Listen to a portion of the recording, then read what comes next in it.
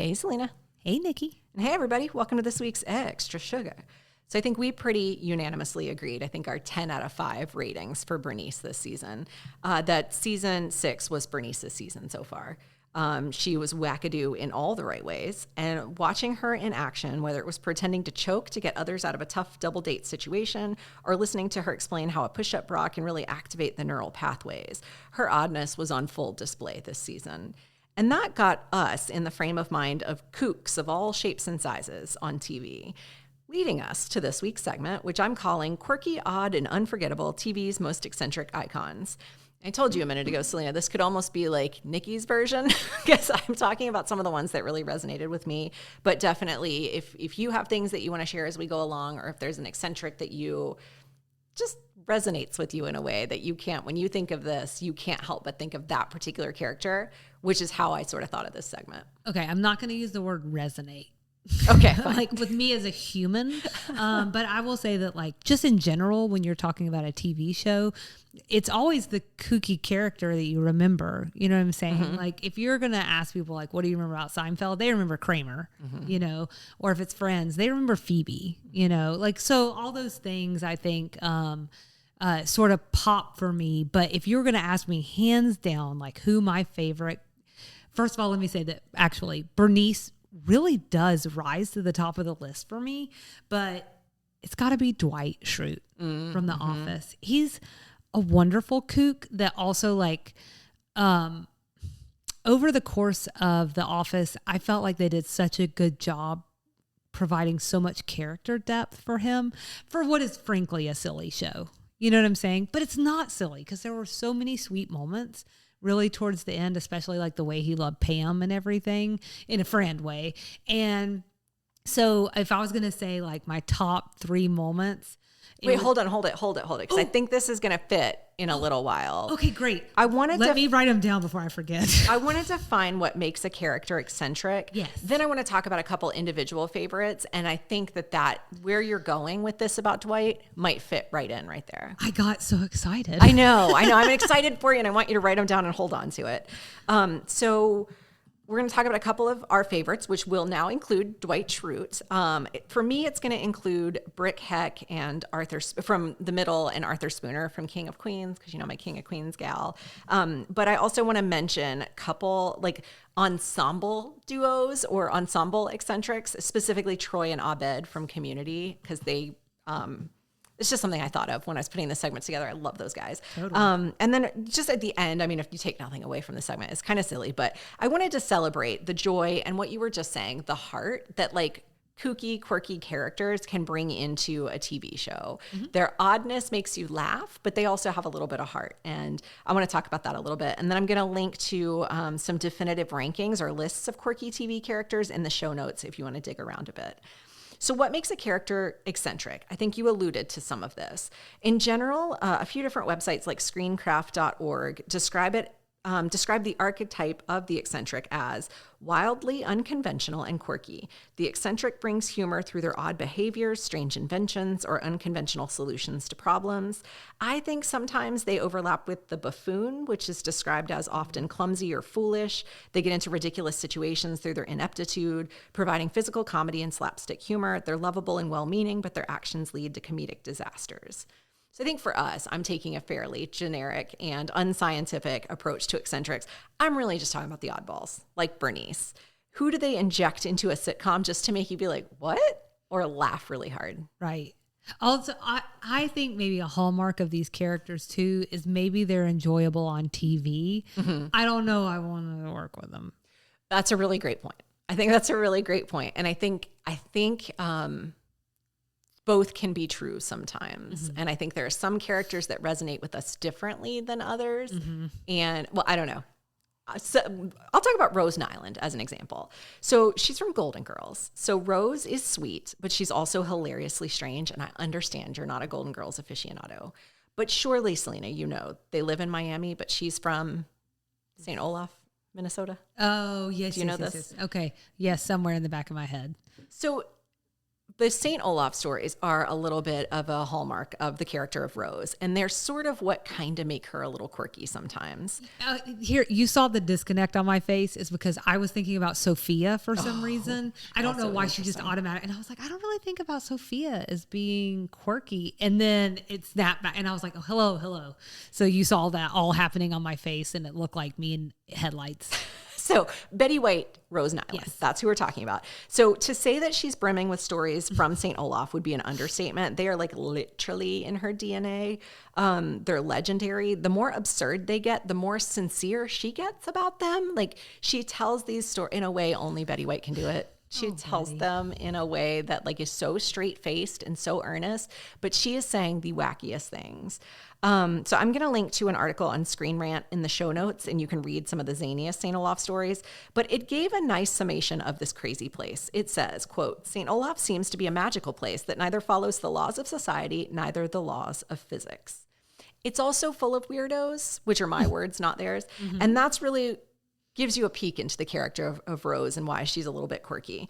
So as evidenced by the story of Nels, who's the soda jerk in the town's drugstore and tackle shop, Rose describes her Saturday ritual of visiting the drugstore to get some ice cream.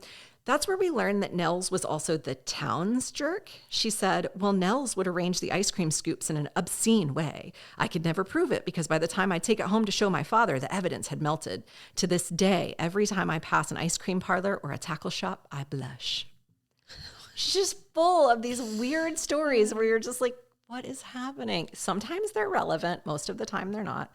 But that part of Rose's character really sets the stage for the sorts of characteristics that we can expect from TV eccentrics in general, like these weird backstories or these just quirky things happening in the background.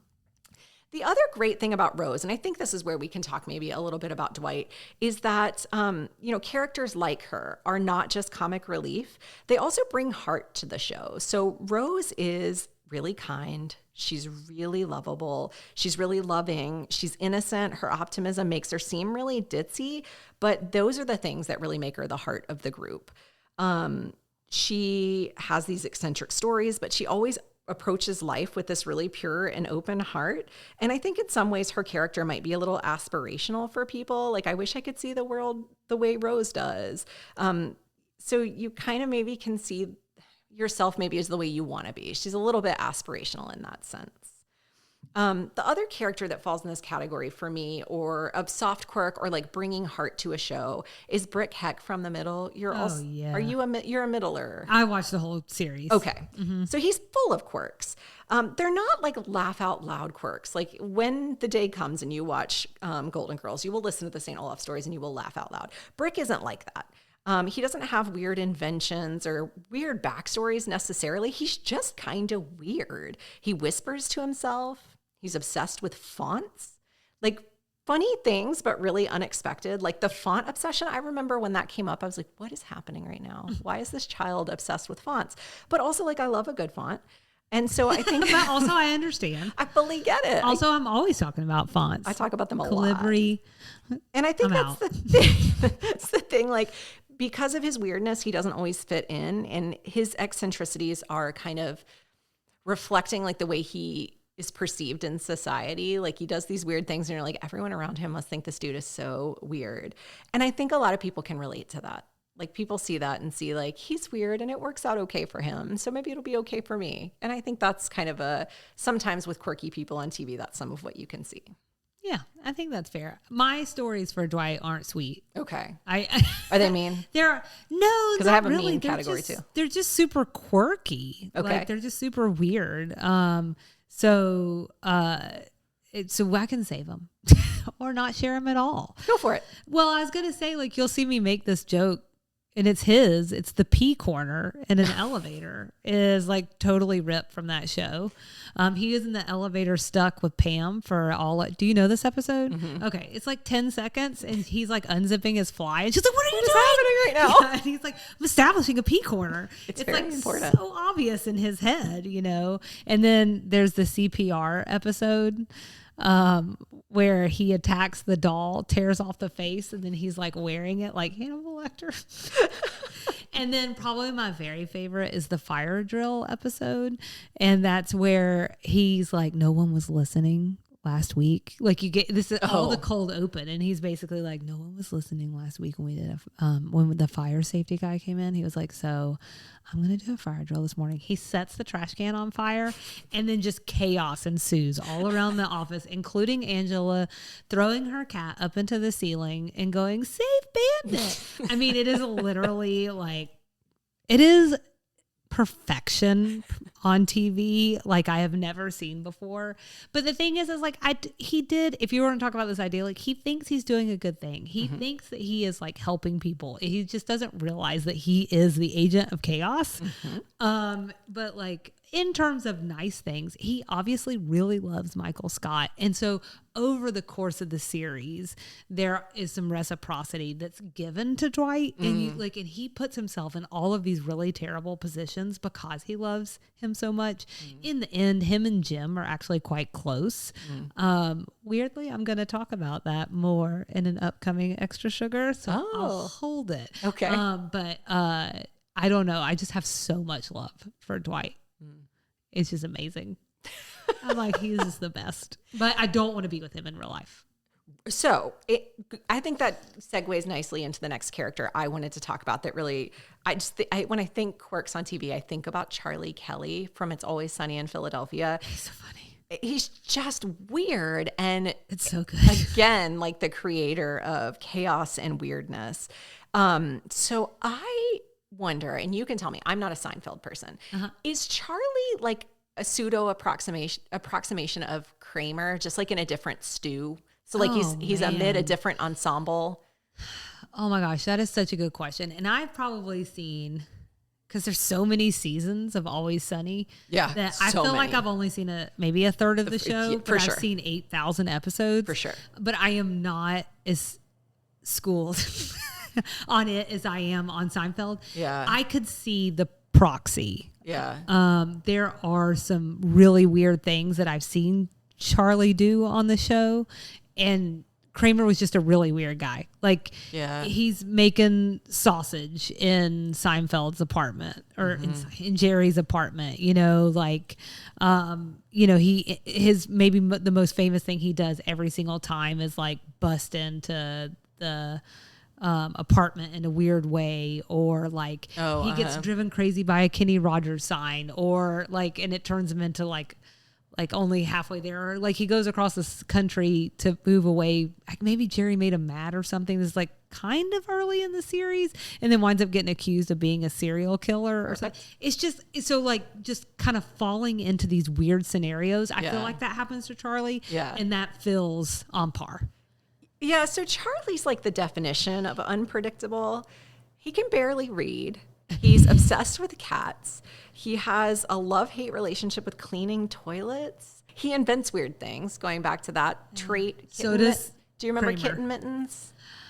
Maybe. That's one of the funniest moments on TV. It brought me to tears, and occasionally if I'm having a bad day, I'll just go watch Kitten Mittens. Oh, that's fun. Okay, it's an invention, and then he creates a commercial on TV to sell the product, and it's just like weird. And his confidence, he's very confident about these odd ideas. Like Kitten Mittens, he thought was the thing that was going to change the world, and it just makes him kind of a lovable disaster. The thing that's hard about It's Always Sunny is they're all really kooky, but it's funny that he is kooky enough to kind of stand out from them. But so this is kind of what I meant by the Seinfeld connection as well, because I know enough about Seinfeld to know they all have quirks. They're all unlikable. So in that's Always Sunny, they're all unlikable. But it's a little bit of a darker show, I think. Yes. So it really sets the stage for Charlie to be like somehow heads and shoulders above the rest of the cast, even though they're all a little weird. I think if there had been an FX situation, Larry David would have taken it to more. You see where Larry David would have taken Seinfeld by watching Curbed. Right. So, and it is darker and it's harsher than Seinfeld ever could have been on NBC. That just wasn't a thing. That was a thing then, So taking a step down from Charlie, because I think any character is a step down from Charlie. In my personal encyclopedia of favorite TV quirks is Arthur Spooner from King of Queens. So Arthur's dad? Kevin James's father-in-law. So Doug, that's his father-in-law. His daughter is Carrie. He lives in Doug and Carrie's basement. He's widely known in show lore as being erratic and scheming, like you always know. Also, George's dad. Right. On Seinfeld, and Good also point. Ben Stiller's dad in real life. So, All quirky things. is it quirky to be Ben Stiller's dad? Yes. It would be quirky if I was Ben Stiller's Yes. dad. Yes, that's true. That would be the That's true. quirkiest, probably. Just like Ben Stiller also is like a wacky kind of guy. Yeah. Anyway, so Arthur, he's constantly interrupting Carrie and Doug's lives. His involvement in the show literally starts because he burns his house down. That's in the pilot episode. He moves in with them because he's burned his own house down. A King of Queens fandom page describes Arthur like this: quick to take offense. He shouts frequently and often unnecessarily, often comes up with absolutely absurd, irregular, or illogical money-making schemes.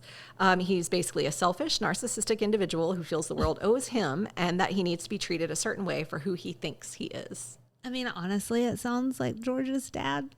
Really? Yeah. I mean, and I've seen, like, I don't have your encyclopedic knowledge of King of Queens. I don't. But I've seen probably 20 or so episodes, maybe more. And yeah, he's kind of playing the same character. But it's like he's less mean. Okay. In King, he's pretty mean in Seinfeld. Yeah, he's not. Yeah, I guess that's a good point. He's not overly mean. He does weird stuff. Like one time, there's this episode about the senior center. The senior center is kind of this subplot, and they don't do the thing we talked about with Bernice. They don't take you into the senior center that often. Occasionally they do, and it's really funny. But he runs like a full blown political campaign to become the president of the senior center. It comes out through the series that he may or may not be like a communist supporter. There's like this weird interaction with a Russian Russian contractor who comes into the house. There's this weird interaction they have about communism that doesn't go well. He has a list of things he's forbidden from the house, like Halloween, red pens, non-American VCRs, Okay. any mention of Franklin D. Roosevelt's paralytic illness, and miniature Kit Kats. And to that point, like he screams about them. This What's is a not just non-American? like, Wait, hold on. What's an American VCR? hey man, that's up to you to figure out. He has beta. Right. So he sounds terrible, but I love his character. Well, so much of this works on TV. Yes. It's just good. Like, I don't know. It's really enjoyable to think about these characters. I have to tell you, are you telling me that Kirk is not on your list? I didn't put him on the list because You don't like him. I mean, he's fine. But not I a favorite. just like, yeah. And the thing when I started writing this, because I had Kirk on the list, when I started writing it, I was like, but what makes Kirk weird is that he has a lot of jobs. Do you know? Like, Well, he runs naked through the town square a few times, I think. a few times. I think so. Like, there's the kind of weird relationship with his mom. I mean, hold on. Let me reframe. It's not the way I would close approach relationship with his the mom. relationship with my mom. But there's like the whole time he sets up that date and he goes into Luke's diner and he's testing out the different tables. Yes. It's very like early Sheldon Cooper. Yes. He like makes all those movies that are weird. They're supposed to be like Eraserhead and stuff. He does. But That's they're like true. weirder and even worse. I think the thing about Kirk for me is he's not my favorite. It's not that I don't like him. It just wasn't enough funny. Like the payoff with him wasn't so great. Haven't we talked offline about how the town folk didn't always land for us anyway? And it's so hard now that we've seen like the follow-up to like the second series or whatever, Right. like A year in the life. a year of in the Gilmore. life. Kirk like really it just doesn't do anything for me. It doesn't add anything to the storyline. He's not really like laugh out loud funny. Just a lot of like, huh. So Yeah. now we've talked about him. It's crazy that he's James Gunn's brother. That is very strange. And every time he pops up in one of those Guardian. Guardian movies, I'm just like, what is happening right now? I know, What's it's Kirk weird. here? Yeah, what's Kirk doing here? Because he's it not, just shows what universe you're from. You know what I'm saying? Right, yeah. Yeah. You're from the Gilmore Girls universe. Right. So then not every eccentric character is an over-the-top disaster. I don't know that I'd put Kirk in the over-the-top disaster category, but I definitely would put Arthur and Charlie in that category. Mm-hmm. The other one I thought about is Wilson from Home Improvement. Oh, okay. So again, my personal slant on all of this is, I think I've shared before, Home Improvement was like my show growing up. Like, of course, I watched Full House and I watched Family Matters. But like when I think of sitcoms, Home Improvement was my first sitcom I ever watched from beginning to end. Actually, it's also weird to think about this show being on at the same time as Designing Women. Yes. Isn't that weird? It broke my brain overlap, a little bit. Yeah. Yeah. Yeah. I also really love JTT, so I know you did. That's why I just kept tuning on in. Anyway, thinking about this segment. You and many other young girls. So many of us. I had a giant poster on my wall till like well into college. You and many other young girls and young boys. And young boys. So Wilson was the Taylor family's wise, always hidden neighbor. He dispenses deep philosophical advice from behind his fence. His eccentricity comes from both being mysterious, like you never really feel like you know Just Wilson. needed to see the bottom of that face. Just I had to know what this man looked like for so long. It didn't. No. Sorry, Wilson.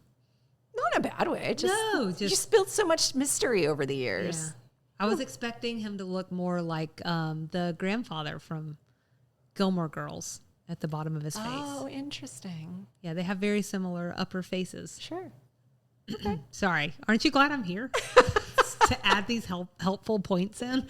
All super helpful. So helpful. Super helpful. So he was not like a loud, over-the-top comic relief sort of character, but he was definitely always there bubbling in the background as sort of an oddball next door. I mean, if you think about it, that would be quite quirky for your neighbor's face to always be there and like in the mix. I would be like, what are you doing? What's happening? Get out of here. And how do you know so much about our family? Right. It's a little, maybe it's more scary than quirky. Yeah, right. So then I wanted to just give a quick nod to ensemble quirks. And I've already said this is going to be Troy and Abed from Community for me. Oh, okay. They are so funny. They're just so funny. Their mutual eccentricity makes them a really perfect match for one another. I did not go back, obviously, for this segment and rewatch every episode of every TV show that I'm mentioning here. If memory serves, in the very early seasons, Troy and Abed could not look more different from one another on paper.